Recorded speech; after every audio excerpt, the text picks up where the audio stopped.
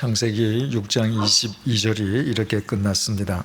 노아가 그와 같이 하여 하나님이 자기에게 명하신 대로 다 준행하였더라. 노아가 다 준행했다는 겁니다. 뭘 준행했다는 이야기인지 우리 아시죠? 축구장보다도 더 긴 방주를 만들었다는 거예요.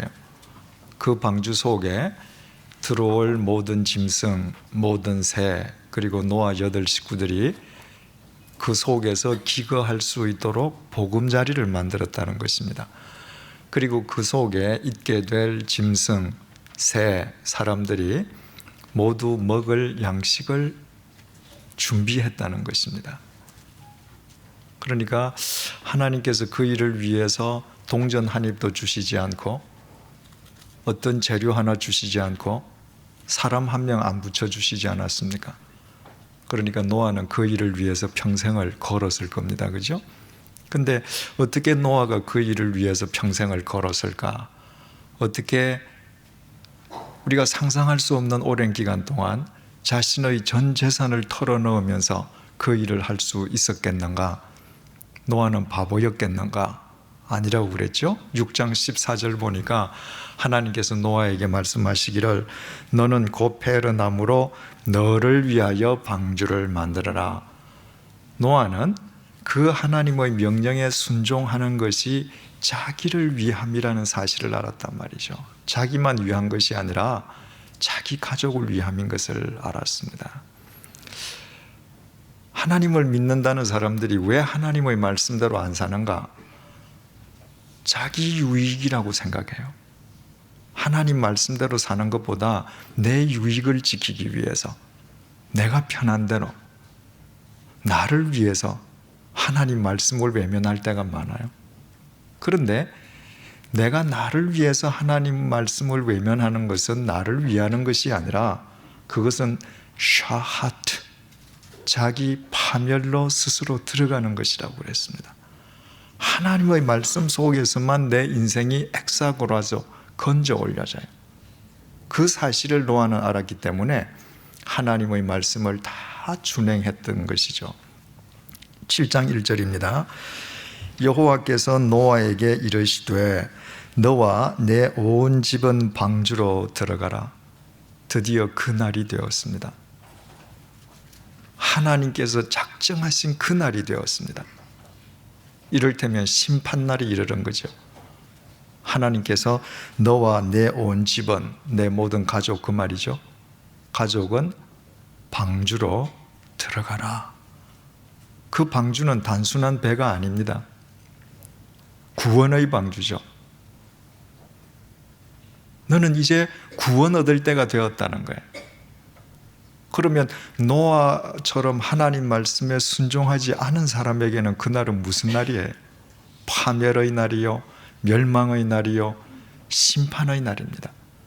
그런데 노아는 어떻게 이처럼 그 날이 구원의 날이 될 수 있었던가? 지극히 간단하죠. 순종의 결과입니다. 하나님의 말씀을 믿었고 순종했기 때문에 노아에게 있어서 그날은 구원의 방주로 들어가는 날이었습니다. 여러분 알고 계시죠? 우리 각자에게도 그날이 1초 1초 다가오고 있습니다. 여러분, 중요한 사실은 내가 안다는 것과 내가 아는 그것을 매일매일 내 삶 속에 적용시키면서 사는 것은 별개라는 것입니다. 만약에 여러분들이 이런 성경 구절을 보실 때만 맞아, 그날이 지금도 내게 오고 있어, 그렇게 생각하시고 또 잊어버리신다면 이 날이 될 때 후회하시겠죠. 그죠? 그 날이 시시각각 다가오고 있고 1초 1초 흘러간다는 것은 그 시간에 가까워지고 있다는 사실을 깨달을 때에만 우리는 매일매일을 무의미하게 버리지 않을 수 있겠죠. 절대로 잊지 마십시오. 우리가 사는 오늘 이 시간과 그날은 직결되어 있습니다. 왜냐하면 오늘의 결과가 그날이기 때문입니다. 내가 매일매일 맞는 오늘, 내가 매 순간순간 맞는 이 시간, 그 날들과 그 시간들의 결과가 그날에 다 드러나게 되는 거예요. 1절을 다시 읽겠습니다. 여호와께서 노아에게 이르시되, 6장 13절 보십시다. 하나님이 노아에게 이르시되, 똑같지요, 그죠? 그런데 하나님에 대한 호칭만 달라졌습니다. 그러니까 노아는 계속해서 하나님에 대해서 열린 귀를 가지고 있습니다. 그런데 6장 13절은 하나님이 노아에게 이르시되 이렇게 되어 있고, 7장 1절은 여호와께서 노아에게 이르시되 이렇게 되어 있습니다. 우리는 창세기 1장 2장을 배우면서 여호와 하나님, 모두 하나님을 가리키는 호칭이지만 특별히 하나님과 여호와를 따로 구별해서 쓸 때가 있다고 그랬습니다. 그렇죠? 하나님이라고 하는 호칭을 구별해서 사용할 때에는 뭘 강조한다고요? 하나님의 권능, 하나님의 파워, 이것을 강조할 때 엘로힘이라고 창세기 기자는 계속 써요. 그런데 하나님의 언약의 말씀, 약속을 강조할 때에는 창세기 기자는 여호와라고 씁니다. 자, 6장 13절을 다시 보십시다. 하나님이 노아에게 이르시되, 모든 혈육 있는 자의 포악함이 땅에 가득하므로 그 끝날이 내 앞에 이르렀으니 내가 그들을 땅과 함께 멸하리라. 샤하트, 파괴해버릴 것이다. 뭘 강조하는 거예요? 하나님의 권능입니다. 하나님의 심판의 권능이에요. 그래서 엘로힘이라고 썼습니다. 7장 1절, 여호와께서 노아에게 이르시되 너와 내 온 집은 방주로 들어가라. 여기에는 여호와예요. 뭘 강조하기 위해서? 하나님의 언약을. 무슨 언약을? 6장 18절에서 19절 보십시다. 그러나 너와는 내가 내 언약을 세우리니 너는 내 아들들과 내 아내와 내 며느리들과 함께 그 방주로 들어가고 혈육 있는 모든 생물을 너는 각기 암수 한 쌍씩 방주로 이끌어들여 너와 함께 생명을 보존하게 하되, 네가 나를 믿고 방주를 지으면 너는 반드시 구원 얻는다는 하나님의 언약이었습니다. 노아는 그 언약을 믿은 거예요. 그 언약을 믿는 것이 나를 위함인 것을 알았습니다. 그래서 그 언약에 순종했습니다. 그랬더니 언약의 여호와께서 당신이 노아에게 주셨던 그 언약을 다시 상기시켜 주시는 거예요. 노아야, 네가 들었던 것은 절대로 환청이 아니다. 착각이 아니다. 이건 내 언약이다. 내가 너에게 약속했던 방주로 들어가라. 내가 너를 책임진다. 그 말씀이죠. 1절을 다시 보겠습니다. 여호와께서 노아에게 이르시되 너와 내 온 집은 방주로 들어가라. 이 세대에서 네가 내 앞에 공표하십시다. 의로움을 내가 보았음이니라. 내가 보았음이니라. 또 줄을 한번 쳐보십시다. 내 앞에, 이건 내 면전이라고 그랬죠. 내 면전에서 의로움을 내가 보았다. 6장 12절 보십시다. 6장 11절, 그때에 온 땅이 하나님 앞에, 하나님 면전에서 부패하여 포악함이 땅에 가득한지라. 하나님이 어떻게 해요? 보신즉. 하나님은 다 보신단 말이에요. 악한 자도 보고 의로운 자도 보세요. 그렇다면 악한 자와 의로운 자의 차이가 뭐라고요? 악한 자는 하나님께서 보신다는 것을 믿지 않는 자가 악한 자고, 의로운 자는 하나님께서 보신다는 것을 믿는 자가 의로운 자입니다. 보시는 것을 믿으면 내가 그 말씀을 순종할 수밖에 없지 않겠습니까?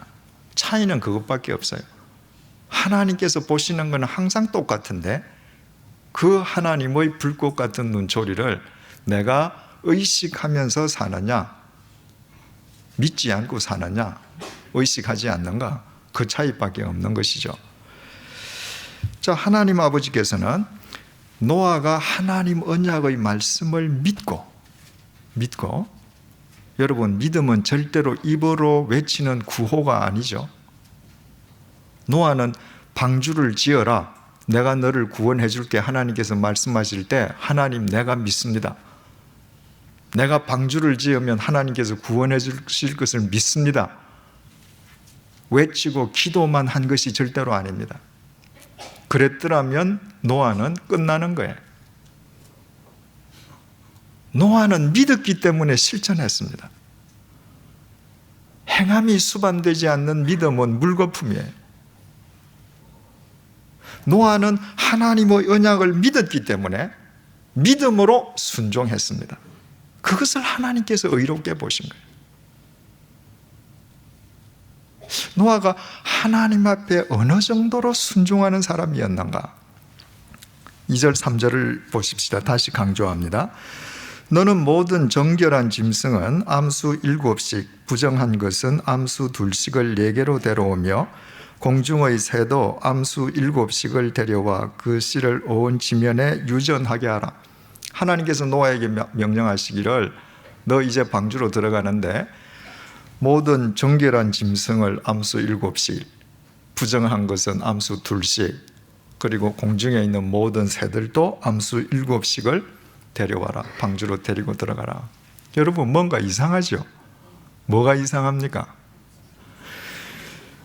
그렇죠? 6장 19절 보니까 혈육 있는 모든 생물을 너는 각기 암수 한 쌍씩 방주로 이끌어 들여라. 분명히 하나님께서 암수 한 쌍씩, 그러니까 각 생물을 2마리씩 집어넣으라 그러셨거든요. 그런데 여기에서 이제는 암수 7씩 정결한 거, 새도 7씩, 내용이 바뀌었습니다. 또 여기 15절 보면 무릇 생명의 기운이 있는 육체가 2씩 노아에게 나와 방주로 들어갔으니 들어간 것은 모든 것의 암수라. 실제로 들어간 것은 2씩, 그러니까 한 쌍씩이죠. 암수 한 쌍씩이 들어갔다. 이 내용이 다르단 말이에요. 그래서 하나님을 믿지 않고 아예 성경을 부정하는 사람들은 성경을 공격하는 아주 좋은 예가 이런 그 구절이죠. 봐라, 안 맞지 않냐 말이에요. 모순투성이지 않냐. 또 하나님을 믿는 학자들 가운데에는 이렇게 해석하시는 분들도 있죠. 창세기를 쓰는 기자가, 그 창세기를 쓰는 기자가 모세일 수도 있고 다른 사람일 수도 있고 그것 자체가 중요한 건 아니죠. 그죠? 하여튼 창세기를 쓰는 기자가 각각 다른 2개의 전승을 가져왔다는 거예요. 그래서 유대인 사이에 2마리씩 넣으라는 전승이 하나 있고 7마리씩 넣으라는 전승이 있어서 그것을 6장, 7장 이렇게 번갈아 가면서 넣었기 때문에 차이가 있다. 이렇게도 설명을 합니다. 여러분, 우리가 이 성경을 보면 말입니다.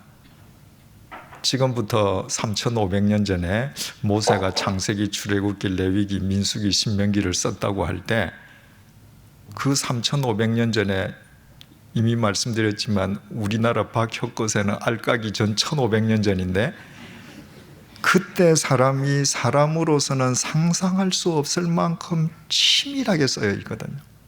정말 입체적이고 놀랄 만큼 정확하게 쓰여 있습니다. 여러분, 그 정도로 이 성경을 정확하게 받아 쓸 수 있는 성경 기자가 바보가 아닌다며야 2쌍, 7쌍, 2쌍 이게 뭔가 하나 틀렸으면 자기가 고치죠. 그죠? 그런데 그대로 썼다는 건 뭘 의미해요? 하나님의 말씀이 그랬기 때문에 그대로 쓴 겁니다.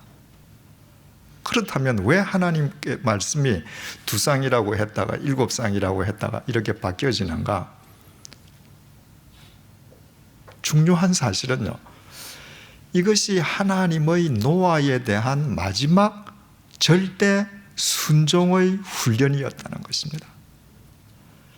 여러분, 노아는 이 하나님의 말씀에 대해서 이의를 한 번도 제기 안 했죠.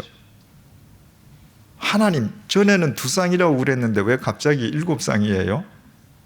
묻지 않았습니다. 왜 그렇습니까?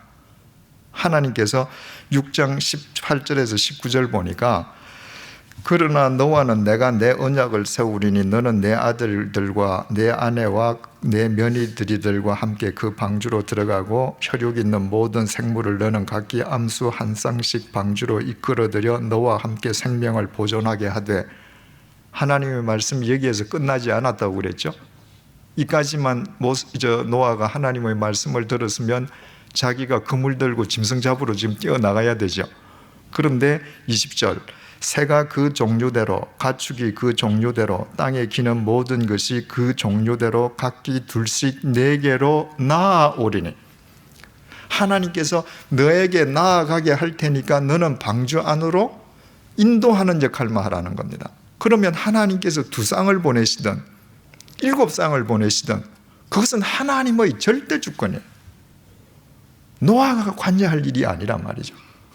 그래서 노아는 하나님께서 2쌍을 보내신다고 하시든 7쌍을 보내신다고 하시든 노아는 하나님의 말씀 앞에서 예스예요. 자기가 할 일은 하나님께서 당신의 절대 주권으로 방주 앞까지 이끌어다 주신 짐승들을 안으로 인도해 드리는 역할만 하면 되는 것이거든요. 지난 시간에 하나님께서 노아에게 지으라고 하신 방주라고 하는 말이 히브리 말로 테바라고 그랬습니다. 이 테바가 어떤 배인지는 모른다고 그랬어요. 그런데 이 테바라고 하는 단어가 어디에 쓰였다고 그랬습니까? 모세의 부모가 3달 된 모세를 살리기 위해서 갈대 상자를 만들어서 나일강에 띄울 때에 그 상자를 테바라고 썼다 그랬습니다. 모세에게 있어서는 그게 구원의 방주죠. 노아의 방주나 모세의 방주나 크기는 엄청난 차이가 있지만 공통점이 있다고 그랬습니다. 테바는 자체 동력이 없다 그랬습니다. 돛도 없고요, 닷도 없고요, 키도 없습니다. 만약 그게 있으면 테바가 아니에요. 이것이 방주예요. 자체 동력, 돛이나 닷이나 키가 없다고 하는 것은 철저하게 하나님께 맡기는 것을 의미합니다. 하나님께서는 노아에게 마지막으로 당신이 무슨 말씀을 하시든 당신의 말씀 앞에 자기를 철저하게 맡기는 훈련을 노아에게 시키시는 겁니다. 그래야만 노아가 들어가는 방주가 진정한 테바가 될 수 있기 때문이에요. 그것을 알기 때문에 노아는 하나님의 말씀 앞에서 단 한 번의 이의도 제기하지 않았습니다. 여러분, 우리 성경을 보십시다. 하나님께서는 어떤 시대든지 역사를 새롭게 하는 당신의 종을 쓰실 때에 당신의 말씀에 대해서 절대 순종하는 사람을 쓰십니다. 절대 순종은 하나님에 대한 절대 신뢰로부터만 가능하거든요. 창세기의 요셉을 보십시오. 그 가나안 땅의 부잣집 아들이 형들한테 팔려서 보디발 집에 가서 종노릇 하잖아요. 한 번도 요셉이 하나님에게 Why? 왜 이러십니까? 질문한 적 없죠. 그 상황에 순종했습니다. 충성을 다했는데도 그 집 여주인의 모함으로 감옥에 들어가잖아요. 하나님, 이게 대체 무슨 짓입니까? 불평 한마디 하지 않았습니다. 화의를 묻지 않았습니다. 그 상황 속에서도 순종했습니다. 그때 요셉의 인생 자체가 테바가 되는 거예요. 하나님께서 철저하게 운행하시니까. 하나님께서 엘리야라고 하는 당신의 위대한 종을 죽음을 보지 않고 하늘나라로 승천하시도록 하셨습니다. 그러면 엘리야를 뒤이은 당신의 종이 있어야 되지 않습니까? 하나님께서 점 찍은 사람이 엘리사입니다. 엘리사는 자기의 스승이 죽음을 보지 않고 승천하리라는 것을 알았습니다. 그래서 엘리사 선생에게 있던 그 갑절의 영감이 자기에게 임하기를 믿으면서 엘리사 선생을 따라가잖아요. 엘리야 선생을 따라가잖아요. 근데 하나님께서 그 엘리야로 하여금 어떻게 하게 합니까? 베델로 가요. 엘리사는 뒤따라가면서 선생님 왜 베델로 갑니까? 묻지 않았습니다. 베델로 가서는 아무 말 없이 여리고로 가요. 엘리사는 절대 순종하고 또 따라갑니다. 여리고 가서는 엘리야가 요단강을 또 건너가요. 요단강 또 뒤따라갑니다. 그리고 거기에서 엘리야는 하나님의 부르심으로 승천하고 거기에서 엘리사가 엘리야의 갑절의 영감을 하나님께로부터 받고 새로운 시대를 위한 영적 지도자가 되잖아요. 절대 순종할 때 하나님께서 그를 쓰시는 겁니다. 여러분, 신약 성경 제일 앞부분에 나오는 마리아, 예수님의 어머니잖아요, 그죠? 그런데 그 마리아는 혼자 사는 처녀가 아니었단 말이에요. 약혼자가 있지 않았습니까? 정혼한 요셉이라고 하는 사람이 있었습니다. 그 요셉이 단 한 번도 왜 내 여자입니까? 묻지 않잖아요. 그것이 하나님의 뜻이라고 하는 사실을 안 다음에 요셉은 절대 순종했습니다. 여러분, 우리가 하나님한테 왜 의심과 불평의 질문을 하는 것보다 더 좋은 사탄의 도구가 없습니다. 왜냐하면 내가 불평스러워서 의심스러워서 하나님에게 화의를 묻기 시작하면 왜는 끊임없이 왜를 또 불러들여요. 왜 이런 남편인가? 왜 내 아내는 이런가? 왜 하필이면 이런 자식인가? 왜 나는 가난한가? 왜 내 인생 상황은 이 정도밖에 안 되는가? 왜 물어보십시오. 답이 있습니까? 없죠. 여러분, 우리가 주님에 대해서 질문하는 것은 좋은 것이라고 했습니다. 질문하는 자만 답을 얻을 수 있다고 했어요. 질문이 진지한 만큼만 진지한 답변을 얻을 수 있다고 했습니다. 그것은 내가 불평하거나 의심해서 하는 질문이 아니라 하나님을 더 잘 믿고 절대적으로 더 순종하기 위해서 내가 질문할 때 우리는 하나님으로부터 더 진지한 답을 얻고 답을 얻는 만큼 우리는 더 순종하게 돼요. 문제는 불신의 질문, 불평의 질문, 그것은 우리 믿는 이에게는 절대 금물이다 그거죠. 왜? 그것은 불신에서 오는 것이니까. 노아는 하나님을 절대 신뢰했으므로 하나님의 말씀에 대해서 절대 순종했습니다. 4절, 지금부터 7일이면 내가 40주야를 땅에 비를 내려 내가 지은 모든 생물을 지면에서 쓸어버리리라. 하나님께서 노아에게 방주로 너 지금 들어가라고 말씀하시지 않았습니까? 그런데 들어가자마자 비가 쏟아지는 게 아니에요. 들어가고 나서 7일이 지나야 비가 오기 시작한다는 것입니다. 이 7일의 의미가 무엇일까요? 믿지 않는 자들에 대한 마지막 기회입니다.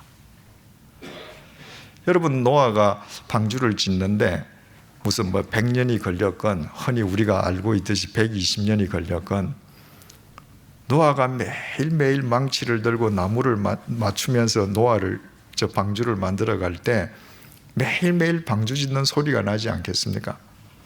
그 소리가 세상을 향해서는 무슨 소리예요? 하나님의 초청의 소리죠. 오라는 겁니다. 그러나 세상 사람들에게는 그게 소음이죠. 교회 종소리가 믿는 사람한테 소음이라서 다 못 치게 하는 거하고 똑같은 거죠.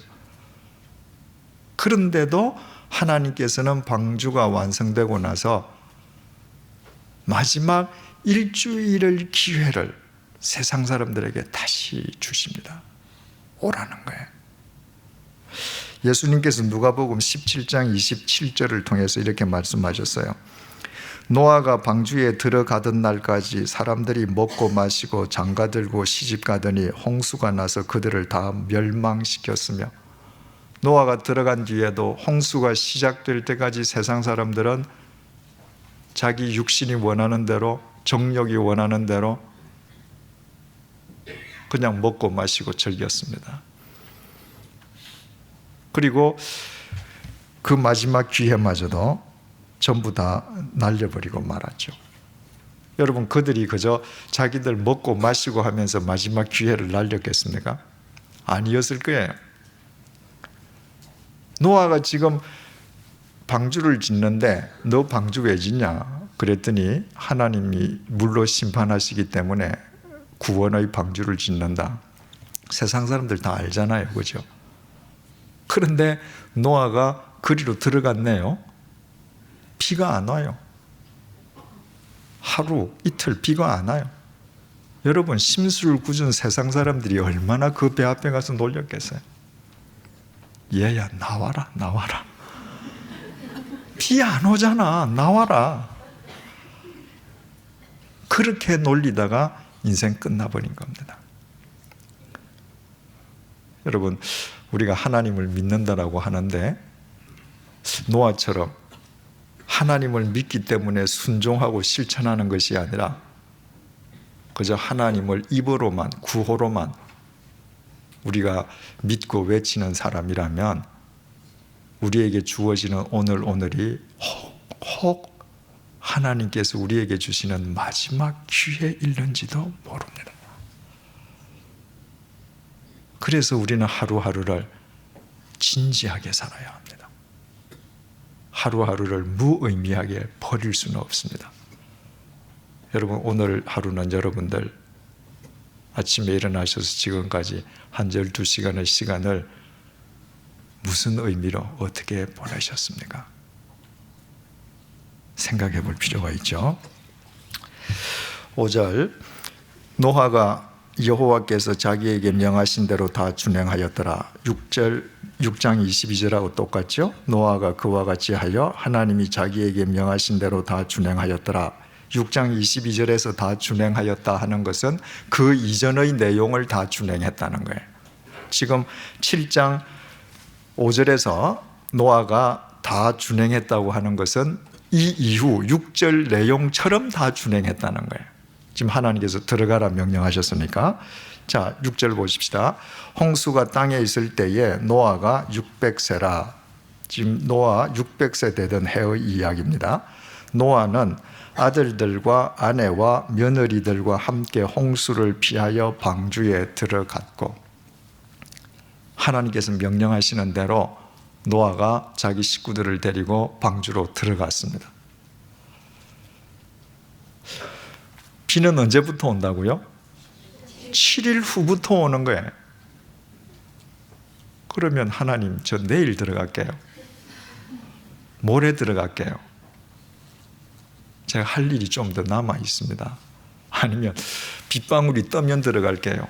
이럴 수 있잖아요. 태양이 멀쩡한데, 비 올 기미도 없는데, 비는 7일 후에 온다는데 노아는 단 한마디의 이의 제기도 않고 들어갔다는 것입니다. 준행했다는 거예요. 그러니까 하나님의 말씀에 순종하는 데에는 나의 유익을 따짐이 필요 없는 것이죠. 순종하는 것이죠. 자, 여기에 지금 보면 7절이 이렇게 시작하잖아요. 노아는 아들들과 아내와 며느리들과 함께 홍수를 피하여 방주에 들어갔고, 노아의 이름만 지금 나왔습니다. 이 7절에는 왜 노아 이름만 나와 있습니까? 노아가 가장이거든요. 노아가 믿음으로 순종함으로 그 가족들 역시도 동력자가 되어서 지금 구원의 방주로 들어가는 겁니다. 여러분, 이때 가장으로서 노아가 사랑하는 아내와 자식들과 자부를 데리고 방주로 들어갈 때에 그 감격, 여러 가지 만감이 교차하는 생각들 한번 상상해 보십시오. 여러분은 어떤 가장입니까? 노아처럼 여러분의 신앙의 그늘에서 여러분의 가족들이 영원한 생명의 쉼을 얻고 안식을 얻고 거기에서 하나님과 교제하는 은혜를 누리고 있습니까? 아니면 내가 가장임에도 불구하고 가시나무가 되어서 그늘은 하나도 없고 내 가족들에게 영적으로 해를 끼치고 있는 것은 아닌가? 우리 생각해 봐야죠. 적어도 믿음의 가장으로서 내 가족들에게 믿음의 자랑이 되어야 되지 않겠느냐 말이죠. 노아는 그런 사람이었습니다. 8절 정결한 짐승과 부정한 짐승과 새와 땅에 기는 모든 것은 하나님이 노아에게 명하신 대로 암수 둘씩 노아에게 나와 방주로 들어갔으며. 이상하죠? 9절 하나님이 노아에게 명하신 대로 암수 둘씩 노아에게 나와 방주로 들어갔다. 그 짐승들이 들어가는데 하나님께서 노아에게 명하신 대로 들어갔다는 거예요. 우리는 이게 무슨 의미인지 알죠? 짐승들은 하나님의 섭리 가운데에서 방주 앞까지는 왔습니다. 그 방주에서부터 노아가 하나님께서 명령하신 대로 그들을 다 인도해 드렸다는 거예요. 노아가 방주를 지을 때 어떻게 지었죠? 하나님께서 그 안에 칸들을 막아라. 그건 베니아로 칸막이를 하라는 말이 아니라 보금자리를 만들어라, 그 의미라고 그랬죠. 그러니까 노아가 짐승들이 오는데 무슨 큰 짐승들은 그 큰 짐승들이 사는 보금자리로 만든 칸으로 데리고 가는 겁니다. 작은 짐승들은 작은 짐승들의 보금자리 칸으로 데리고 가고, 새들은 새들의 칸으로 데리고 가고, 이것도 보통 일이 아니었겠죠. 그거 다 준행했다는 거예요. 그저 아무렇게나 그저 짐승들 짐짝처럼 밀어넣지 않았다는 겁니다. 왜? 아무렇게나 밀어넣어서 그 짐승이 죽으면 하나님께서 그것들을 보존하시려고 하는 하나님의 섭리하심이 지켜질 수 없잖아요. 다 준행했다는 거예요. 10절 7일 후에 홍수가 땅에 덮이니 드디어 7일째가 되어서 7일이 되어서 비가 오기 시작합니다. 11절 노아가 600세 되던 해 둘째 달 곧 그 달 11의 날이라. 그러면 노아 600년 몇월 달 2월 며칠 17일. 자, 이날부터 비가 쏟아졌습니다. 그러면 노아가 방주에 들어간 날을 계산할 수 있죠. 언제 들어갔습니까? 600년 2월 10일. 자, 600년 2월 10일에 들어갔다고 하는 걸 우리가 기억해 둘 필요가 있습니다. 예? 예? 600년 2월 17일은 비가 오기 시작한 날이고, 방주에 들어가서 7일이 있다가 비가 왔으니까 들어간 날은 600년 2월 10일이지 않습니까? 예, 이해하셨습니까? 예. 자, 600년 2월 10일이라는 날을 우리가 기억해 둘 필요가 있습니다. 11절 노아가 600세 되던 해 둘째 달 곧 그 달 11의 날이라. 그 날에 큰 기품의 샘들이 터졌다. 큰 기품의 샘들이 터졌다. 이것은 바다, 강, 호수, 지하수 등 하늘 아래에 있는 모든 물들이 다 터졌다, 이 말입니다. 뿐만 아니라 하늘의 창문들이 열렸다. 옛날 사람들은 이게 과학적인 지식이 없어서 비가 많이 오면 창문이 열렸다고 생각하는가 보다. 참 어리석다, 이렇게 생각할 수 있죠. 그런데 12절에 보면 40주야를 비가 땅에 쏟아졌다. 40주야를 쏟아졌다. 여러분, 우리가 홍수를 경험하지 않습니까? 그런데 실제로 홍수가 올 때 말이죠, 집중호우가 몇 시간만 오면 물바다가 돼요. 86년인가 87년인가 서울 천호동하고 잠실이 물에 잠길 때도 만 하루도 비가 안 왔잖아요. 그런데도 다 잠겨버리잖아요. 그러면 이 땅에 있는 사람들 썰어버리는데 왜 40일씩 밤낮 비 올 이유가 뭐 있냐 말이에요. 그 비 안 와도 쏟아지는데 다 멸망당할 텐데. 그죠? 이 물이 무슨 물이라고요?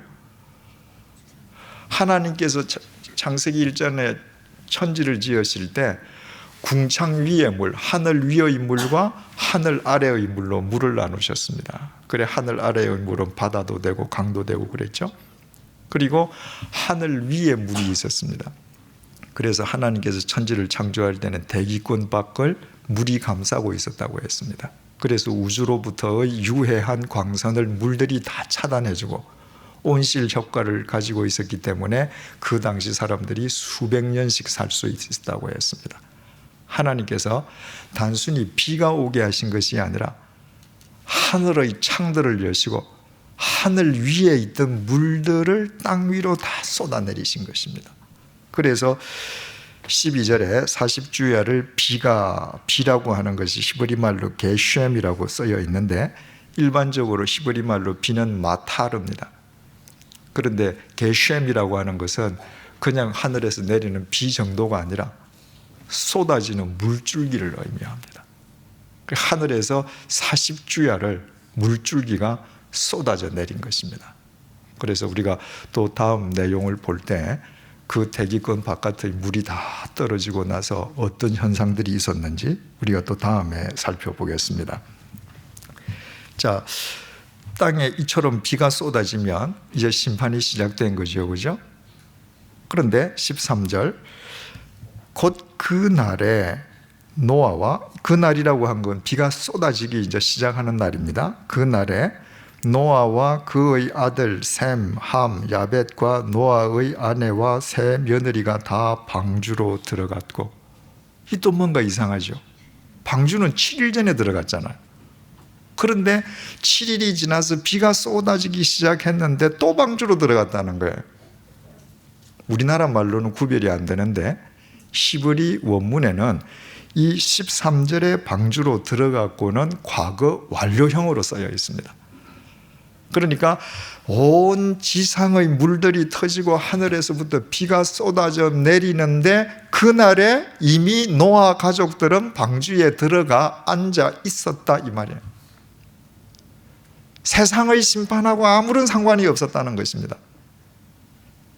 이미 그들은 하나님께서 언약하셨던 그 구원의 방주에서 생명을 보존받고 있었다, 이걸 강조하는 것입니다. 14절, 그들과 모든 들짐승이 그 종류대로, 모든 가축이 그 종류대로, 땅에 기는 모든 것이 그 종류대로, 모든 새가 그 종류대로, 무릇 생명의 기운이 있는 육체가 둘씩 노아에게 나와 방주로 들어갔으니, 이것도 과거 완료형입니다. 그러니까 하나님께서 모든 짐승을 둘씩 한 쌍씩 구원하시겠다고 한 그 모든 생물들도 이미 구원의 방주에서 생명이 보존되고 있었다는 것입니다. 하나님의 언약은 이처럼 변개함이 있거나 쓰러짐이 없다는 거예요. 16절, 들어간 것들은 모든 것의 암수라. 하나님께서 그에게 명하신 대로 들어가매 여호와께서 그를 들여보내고 문을 닫으시더라. 그 방주의 문을 누가 닫으셨는가? 하나님께서 닫으셨습니다. 노아가 닫고 들어간 게 아니에요. 하나님께서 그 방주의 문을 닫으셨다고 하는 것은 이 속에 있는 것은 내가 책임지겠다는 말씀이잖아요, 그죠? 하나님께서 그 방주의 문을 닫으셨다고 하는 것은 이제부터 이 방주는 내가 운행한다는 거예요. 내가 이 방주의 닻이 되고, 이 방주의 돛이 되고, 이 방주의 키가 되겠다는 것입니다. 이 방주에는 사람이 조정할 수 있는 악셀레이터도 없고 브레이크도 없어요. 내가 모든 것을 운행하겠다는 것입니다.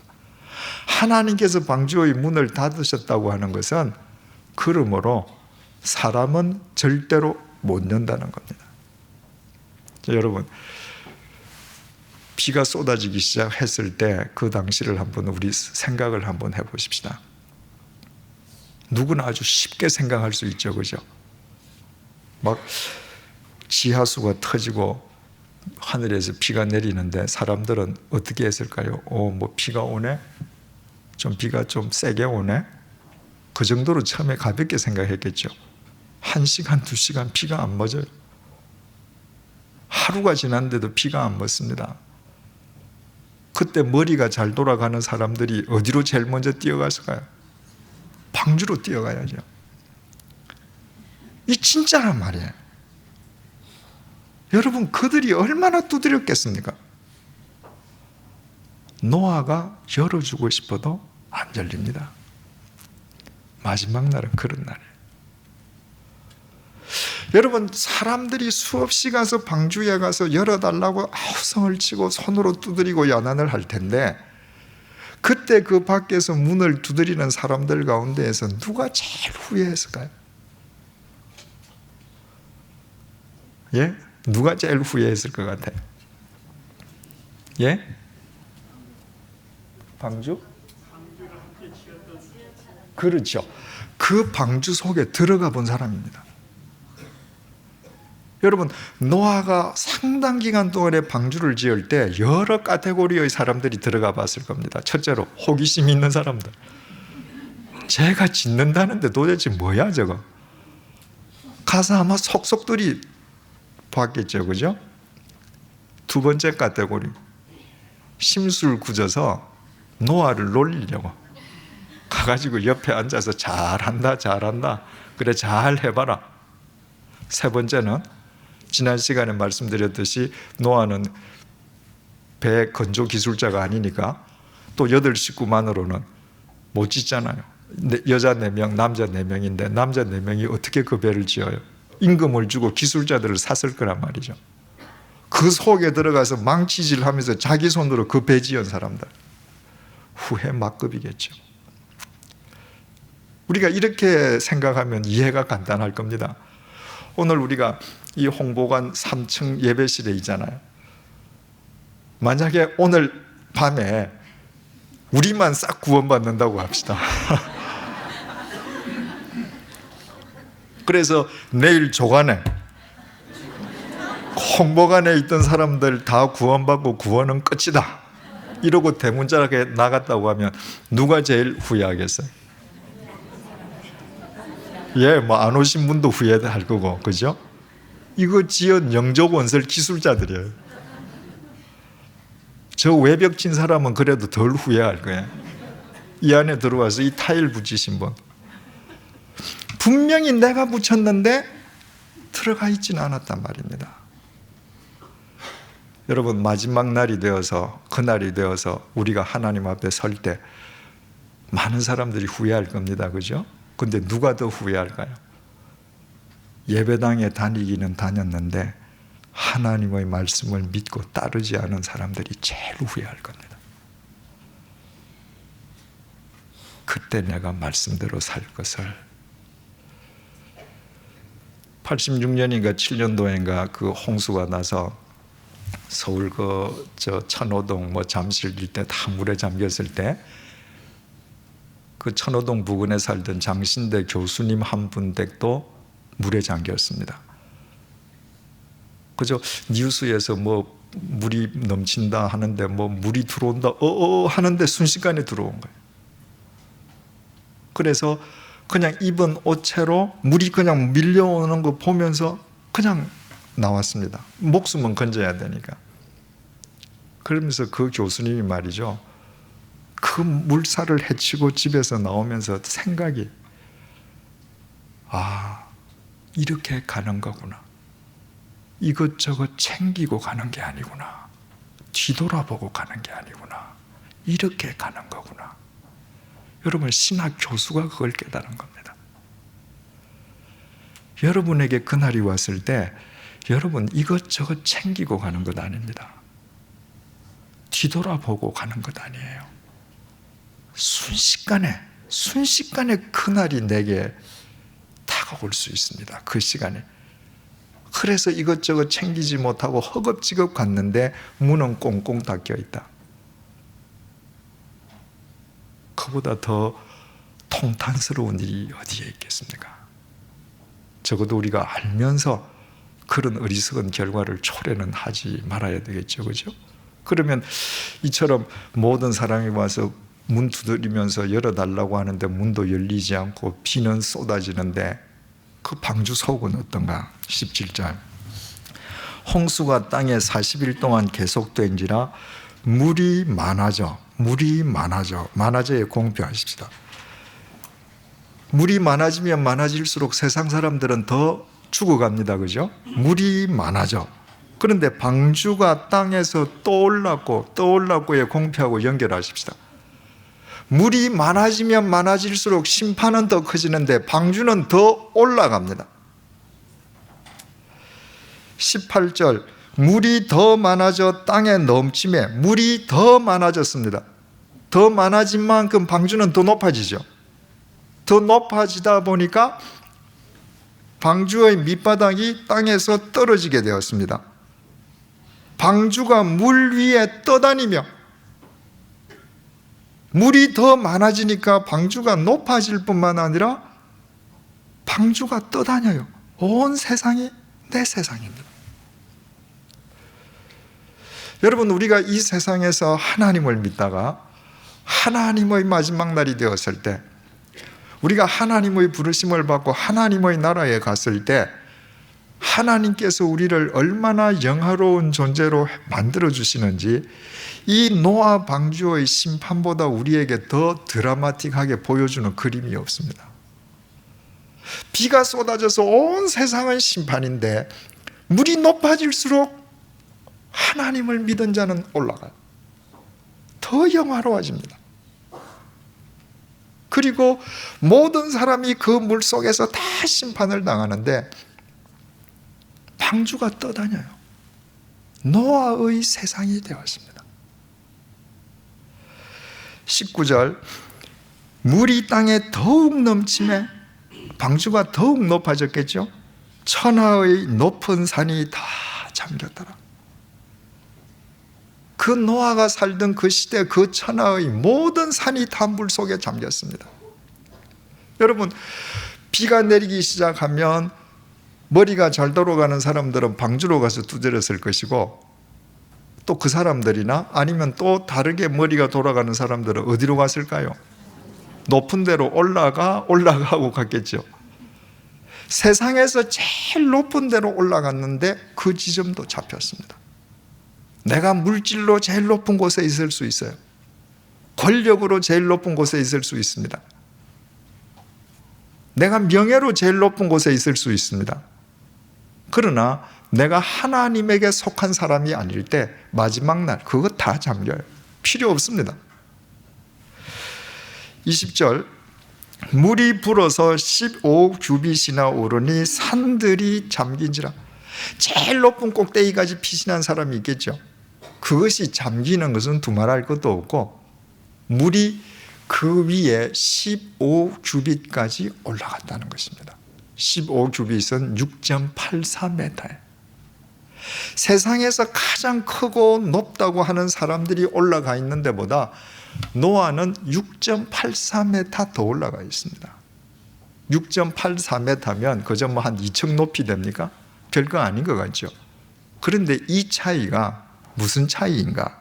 21절, 땅 위에 움직이는 생물이 다 죽었으니 곧 새와 가축과 들짐승과 땅에 기는 모든 것과 모든 사람이라. 육지에 있어 그 코에 생명의 기운이 숨이 있는 것은 다 죽었더라. 지면의 모든 생물을 쓸어버리시니 곧 사람과 가축과 기는 것과 공중의 새까지라. 이들은 땅에서 쓸어버림을 당하였으되 오직 노아와 그와 함께 방주에 있던 자들만 남았더라.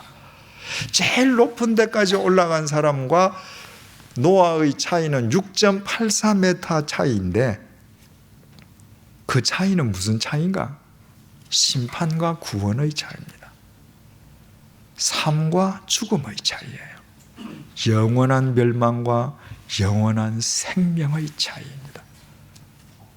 그 차이는 절대로 비교할 수 없는 차이였습니다.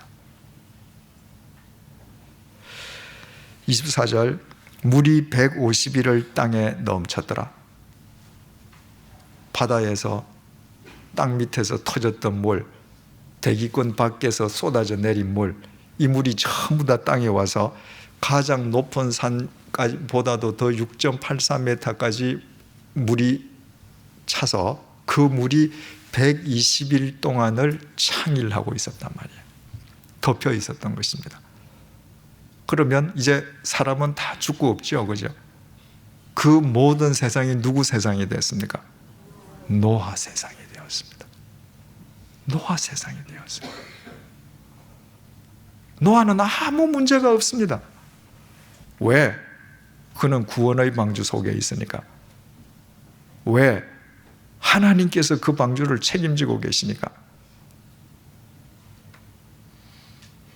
노아의 세상이 되었어요.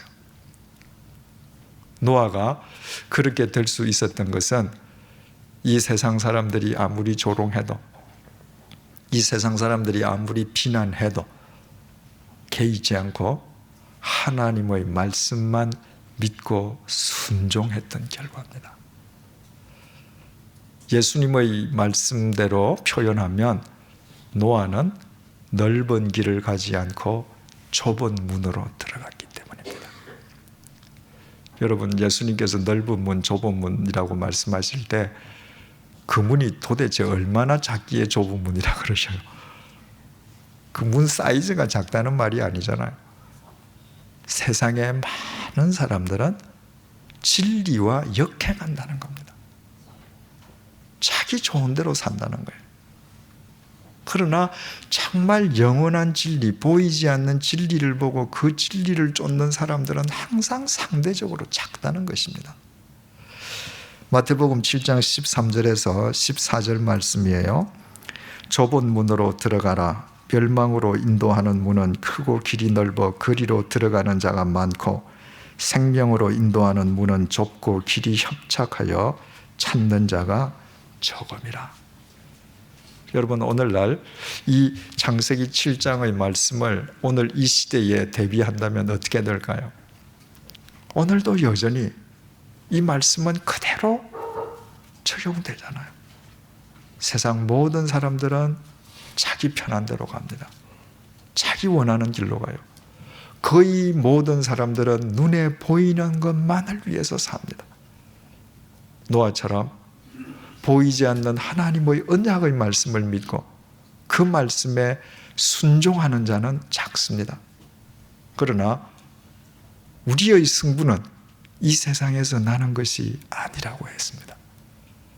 우리의 승부는 오늘 이 시점에서 누가 더 높고 낮냐, 누가 더 많이 가졌냐, 작으냐, 그게 아니라고 했습니다. 우리의 승부는 그날 하나님 앞에서 납니다. 그날 영화롭게 올라가느냐, 그날 자기 세상을 만나느냐, 아니면 그날 샤트 스스로 자기 파멸로 끝나버리느냐, 우리 승부는 그날 나는 것입니다.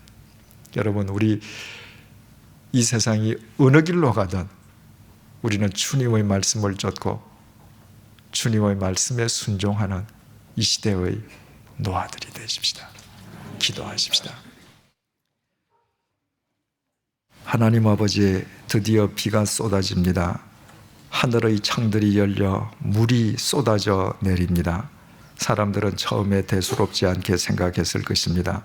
그러나 1시간, 2시간, 하루 이틀 비가 내리고 집이 잠기게 되었을 때 그들은 방주로 가서 문을 열어달라고 소리치며 문을 두드렸을 것입니다. 그러나 그 문은 열리지 않았습니다. 높은 산으로 도망간 사람도 있을 것입니다. 그들도 다 물속에 잠겼습니다. 그러나 비가 오면 올수록 방주는 점점 더 높아졌습니다. 천하의 가장 높은 산보다도 방주는 6.84m 더 위에 있었습니다. 주님, 우리가 좁은 길을 걸어갈 때 하나님 아버지께서 우리의 결과를 어떻게 책임져 주실 것임을 창세기 7장을 통하여 오늘 생생한 영상으로 우리에게 보여주셔서 감사합니다. 그날을 위해서 오늘을 준비하는 지혜로운 노아들이 되게 도와주옵소서. 예수님의 이름으로 기도드립니다. 아멘.